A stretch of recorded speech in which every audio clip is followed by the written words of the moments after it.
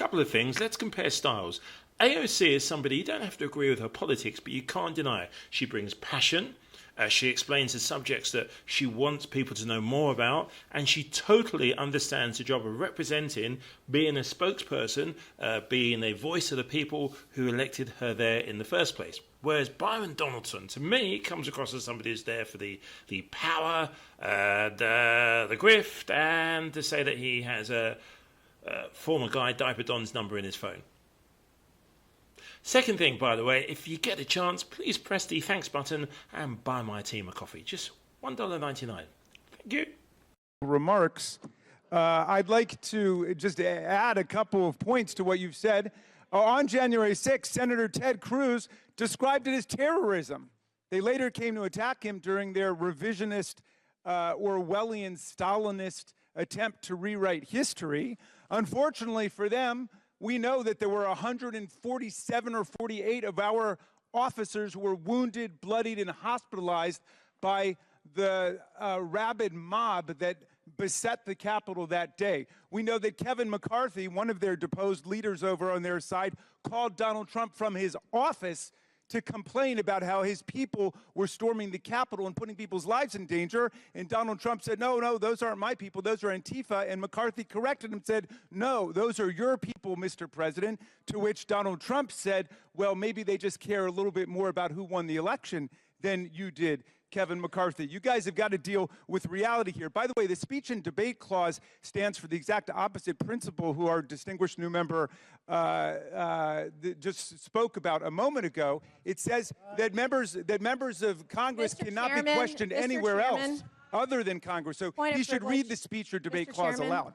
Let him finish his sentence there. Now, Chair recognizes Mr. Burchett from Tennessee for 5 minutes. Thank you, Mr. Chairman.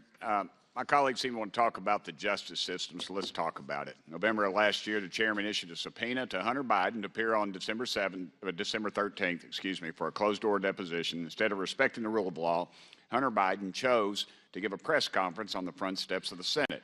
To show such contempt for Congress without fear of repercussions highlights a theme throughout this administration and Democrat administrations before it. If you're a big-name Democrat, then you are immune to prosecution. Former Attorney General Eric Holder said as much in a memo he wrote regarding collateral consequences. For those who don't know, the collateral consequence policy allowed prosecutors to consider whether charging a company or individual will result in greater societal harm than not charging them. It's why the banks weren't held criminally accountable to the fallout of the 2008 financial crisis. It is why Jeffrey Epstein's clients aren't behind bars. It's also the mindset of President Biden and his family. Too big to jail. Not too big to fail, too big to jail. The two-tier justice system is a disgrace to our country and the principles it was founded on. I thank the chairman and the committee for the hard work they put in to hold the Biden administration accountable, but I doubt our Justice Department has the guts or the wherewithal to do anything about it. And I would like to yield my time to my friend from Florida, Byron Donalds. Actually, I'll yield. Let me yield to Miss May. She hasn't gotten enough quality TV time today, so I'll give her a little more time.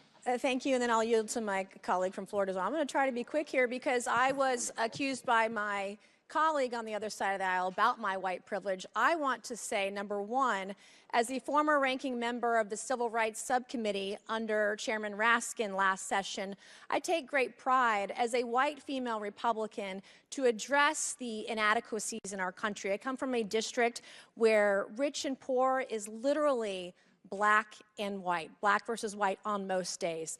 My largest jail in my district, which is the largest jail in the state of South Carolina, has had 7 or 8 deaths in the last 2 years. And I was there with our black and African American council members trying to get the right thing done. And I come from a district where black men have been killed by law enforcement, tased to death in our jails, and I've stood with those black families because I know the differences that they see day to day in their life, and I try to do the best that I can. I come from a district where the first African American, first black man in the U.S. House of Representatives was Joseph P. Rainey, represented my district back in the 1800s with that. The last black member of the U.S. House of Representatives before Reconstruction came from South Carolina, George P. Murray, the black man, former slave slave, an entrepreneur who founded the Republican Party in South Carolina. One of the founding members was named Robert Smalls, who commandeered a Confederate ship and gave it to Union soldiers and served his country admirably in the process. In my district, it was Harriet Tubman, and you can see it in the movie Harriet, who rescued more than 700 slaves in one night in Beaufort County, South Carolina. So I am very well aware of our rich history and try to recognize it as best as I can in the position that I have. And I resent the fact that you're going to throw that in my face up here. I'm one of the few people that you'll see on my side of the aisle trying to do the right thing for the right people every single day. And I would like to yield the remaining balance of time to my colleague from Florida. This has been a very interesting hearing. Mr. Waltz, welcome to Oversight. Yes, it usually gets like this. Look, let's be very clear. This isn't about Hunter Biden's white privilege. It's about Hunter Biden's Democrat privilege. Because Donald Trump Jr. showed up for 5 congressional subpoenas. There was never this circus where he was subpoenaed by House Democrats and he showed up on the Senate side or showed up at the White House to answer in some fake, phony, lame press conference, not actually going to the House and doing what he was compelled by a subpoena to do. Hunter Biden did that. And then he has the unmitigated gall to show up here when we know that we're going through actually the legislation for contempt, with, by the way, Mr. Chairman, we should actually get to the legislation of contempt. The speechifying is great, but let's do our business, members. He has the gall to come here, show up, and then when the Democrats are saying, hey, he wants to speak, he leaves. This is a joke. This is a farce. The man has been subpoenaed by Congress. Oh, and by the way, the January 6th committee, Mr. Raskin, which you did sit on, by the way, that was not a normally ordered committee of Congress because Nancy Pelosi did not want the Republican members that then Leader McCarthy put up. According to the courts, it was. My time, sir. Will you yield for a correction? I was respectful of your time. I didn't say anything. So, ladies and gentlemen, let's move forward with our business. He should be held in contempt. There was a subpoena. He did not answer it. Any other American will be held in contempt by Congress. Any other. This is Democrat privilege of the highest order. Let's do our jobs. I yield. Gentleman yields. Chair now recognizes Ms. Ocasio-Cortez from New York. Thank you, Mr. Chair. Just to address briefly, quickly, that moment about privilege and all of this that we're seeing here. It was a very beautiful speech by the gentlelady who, as she mentioned, was helped lead on the now majority side, the Civil Rights and Civil Liberties Subcommittee. But I think it's so exemplary of the point that she also oversaw the elimination of the Civil Rights Subcommittee on this committee, which really kind of gives the whole game away. We show up, we give speeches, we give flowery words, but at the end of the day, participate in the structural erosion of the rights and representation of people that are marginalized, women, people of color, people that just need to see their due process and civil liberties protected in this country. But I will move on. As also the Republican side had mentioned in their many raisings of the January 6th committee, that it's not just Hunter Biden, you, me, any individual subject to equal treatment under the law, to be held up to accountability under the law, but it is also these committees and this committee that is subject to oversight and law. We must comply with the law here as well. Now, I may be one of the very few people that actually believes in Congress, in this country. But I do, and many of us do here. And we have an obligation to engage in good faith participation to execute and comply with the subpoena. The chairman said in front of the country several times to Hunter Biden, you can show up here in front of the world, in front of the public. Hunter Biden took him up on that offer. He said, I will show up in public. I will show up in public. He showed up here today. He showed up here in the past. And Mr. Chairman, I know you do your best with what you've got, but you've got members here that have submitted falsified evidence to the record. You have members here that have submitted and mischaracterized closed-door hearings, and people want to say back and forth at the end of the day, it doesn't matter what party it's happened from. You've got members who've engaged in revenge porn in this committee.